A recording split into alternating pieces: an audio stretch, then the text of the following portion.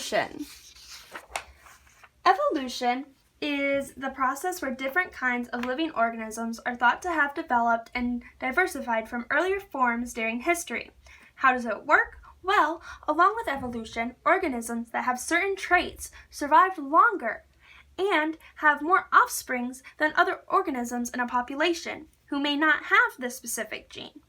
They survive because they have developed these certain traits that help them evolve, and then those certain traits continue to be passed on to each of their future offsprings. Now, for an example of evolution would be elephants. Elephants were not always elephants, though. There were animals before them that just continue to evolve and inherit traits to turn into the animal we know today as the elephant.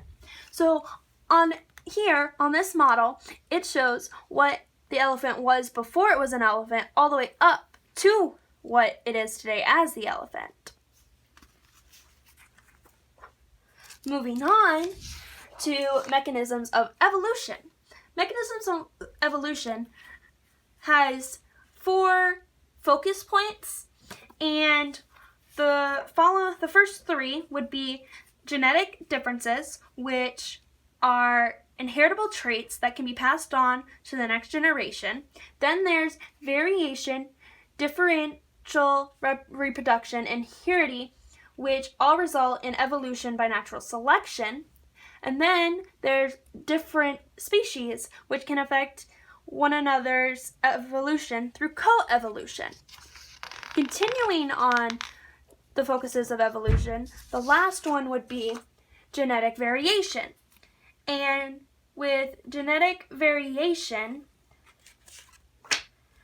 it has the following sources: mutation, which are random changes in the genes.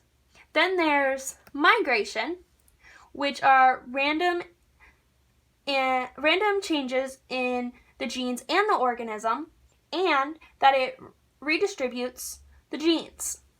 Next would be genetic drift, which are random acts that affect the genes. Then lastly is natural selection, which is acting on the population. Now moving on to our example for mechanisms of evolution would be dolphins versus sharks. Now, they both are very different, but somehow share similar traits that are not always from a common ancestor that they both share. This is something called convergent evolution. Continuing on the sharks versus dolphins, starting with dolphins, dolphins are actually mammals, and their skeletons are made of bone. And they have to come to the surface in order to breathe in air, unlike sharks, who are fish, and that their skeletons are composed of actually cartilage instead of bone. And then, instead of coming up to the surface to breathe air, they have gills to extract oxygen from the water for them to breathe so they're able to breathe under the water. Now, both have evolved specific traits though. Both have fin and flippers to achieve the same goal, and streamlined bodies, which is all to swim quickly and catch their prey. Now moving on, we are now going into evolutionary trade-offs, which are a core component of many things dealing with the evolution of life histories. It is also the process of natural selection and sexual selection. A great example of evolutionary trade-off would be newts versus snakes. Now, snakes have evolved a resistance to the toxins of their prey, which are the newts. As newts continue to evolve more toxins, the snakes evolve an increased amount of resistance to the poison. Now on this model, it shows the trade-off between the two. Now for the newt trade-off, it's between too little TTX toxins to too much TTX production. Now, for too little TTX production, it has the following effects. First one is more likely to be eaten, and then the second one is they would produce more offspring. Then moving on to too little too much TTX production, they would have a less likely to be eaten, and they would produce fewer offsprings. Now for the snake's trade-off, it's between too little TTX resistance to too much TTX resistance. For too little, they would be unable to eat toxic newts, and they would have a higher crawling speed. With too much TTX resistance, they'd be able to eat toxic newts and lower crawling speeds. Moving on from evolutionary trade-offs, we go to natural selection and evolution. Now, how do these two work together? Well, they affect the landscape and animal populations together. For example, would be volcanoes and the smoke and ash that come out from it that affect the animals and the population in the environment. Continuing with our volcano example, we know that a volcano eruption can change the area around it. And with this example, the change in the air affects the different species in the surrounding areas near the volcano.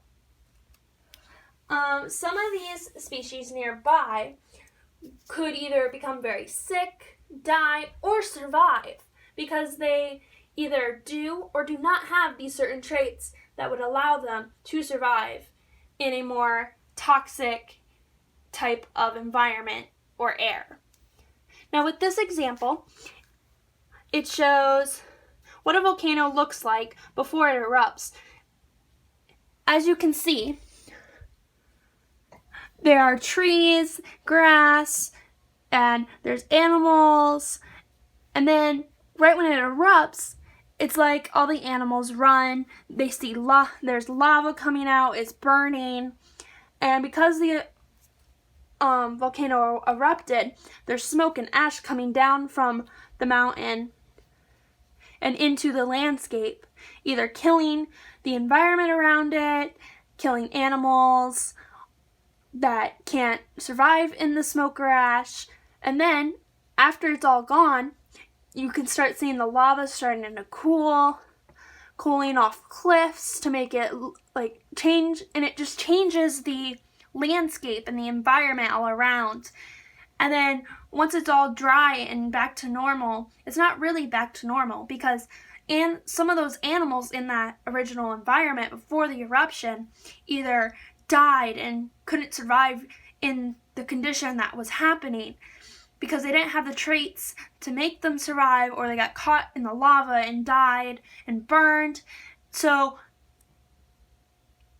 the environment actually did change overall. Moving on, we go to characteristics of living things. Now, a characteristic of a living thing would be differentiation. This term is the process by which a less specialized cell develops and matures to become more distinct in form and function. A great example for this would be plants and animals. So with plants and animals, differentiation would be animals and plants because most animal cells differentiate, and plant cells keep the ability to differentiate.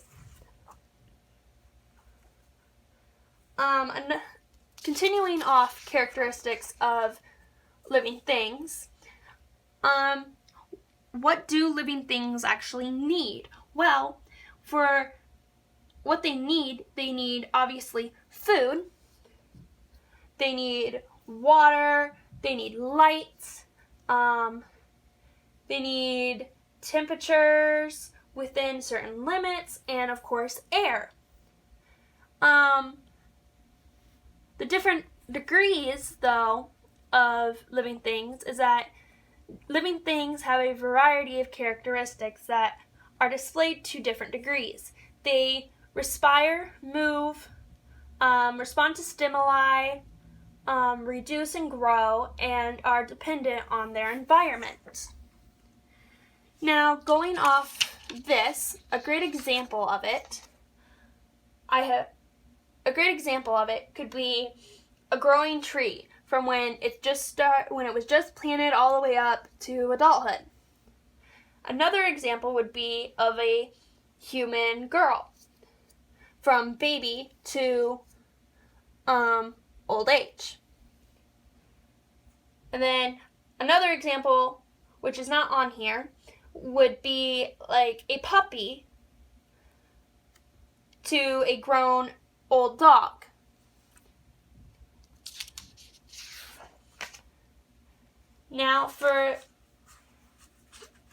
Lastly, and the last thing on this slide would be another thing about characteristics and its effects with water. Now, what does water do for living things? Well, it's important, first of all, and it helps the bodies of any living organism survive and grow. It helps develop the brain, develop the heart. It goes throughout the body and just helps it grow and develop. An example would be of a human